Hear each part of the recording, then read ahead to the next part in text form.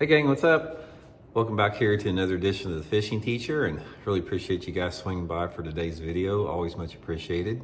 Guys, today we're going to be giving tips and advice on fishing orange crankbaits. When you want to use an orange crankbait, conditions they work in, and when you want to have them tied on. Because guys, I'll tell you right off the bat, orange is one of my favorite color crankbaits to fish. I love an orange crankbait. Caught a ton of good fish on it.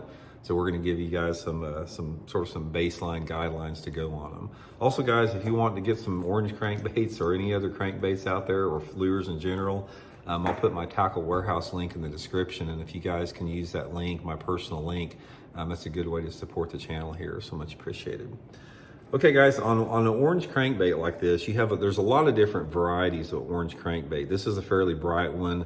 Some crankbaits have, just little bits and pieces of orange. Some have half orange, some have just orange bellies on it. But the bait that I want to talk about today are these really bright orange crankbaits that are pretty much orange all over. Now, some of them can have maybe like a little brown or black on the back, but primarily orange. In other words, when you look at the bait and say, man, that is an orange crankbait. Now, here's the situation when orange is awesome with that. There's a limited window where this thing works really good. And when it's on, when it's working good, there's not another color that can beat it out there. It's all about the pre-spawn, and it's all about when those fish are starting to stage to get ready to spawn. There's that window where the water temperature is about 47 to maybe 57 degrees, that 10-degree window, 47 to 57, when those female fish are starting to move up on those steeper channel banks and points and bluffy banks. They're on more vertical structures on rock. They start using that type of water during the pre-spawn. And guys, when you have that situation, you cannot beat an orange crankbait, especially if you have the right water clarity and the right light intensity. Now, the best water clarity for an orange crankbait has a little bit of stain to it. So I prefer water visibility of anywhere between, say, like 1.5 feet to 3 feet of visibility for the most part. That is ideal under normal conditions of like a partly cloudy sky, maybe a light wind or something like that. If you could say, Randy, what's the perfect water clarity? I'm going to say it's going to be 1.5 feet, 2 feet would be perfect for that. Partly cloudy sky, water temperatures, low 50s, ideal scenario there.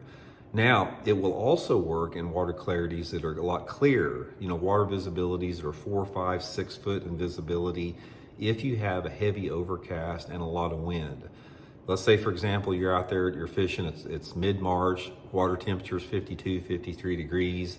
You've got a south wind, 15, 20 mile an hour wind. You've got a cloudy overcast sky. It's a average temperature day or maybe a little bit warmer, and you got clear water. Put you on an orange crankbait, guys. That's going to make those fish super, super aggressive. Orange is an aggressive color. It's sort of like chartreuse is. It catches the biggest fish out there. It may not be the best color to use throughout the day, but it will catch the biggest, most aggressive fish in the area when they can see it.